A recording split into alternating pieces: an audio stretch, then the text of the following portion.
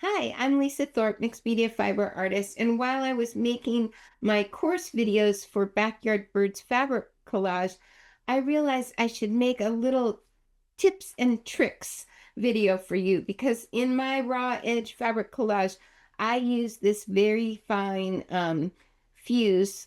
This happens to be Misty Fuse, but there's other brands.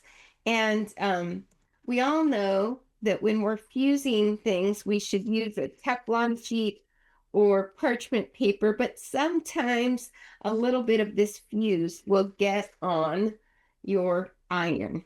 And when it does, it's sticky, it'll get on your artwork, and that's no good. So I wanted to show you this very simple trick.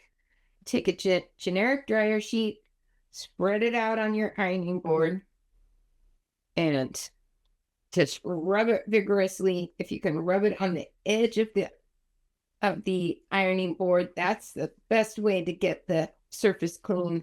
And now my dryer sheet is holding the gicky stuff and it's off my iron. So that's my super tip for fabric collage artists. Have fun.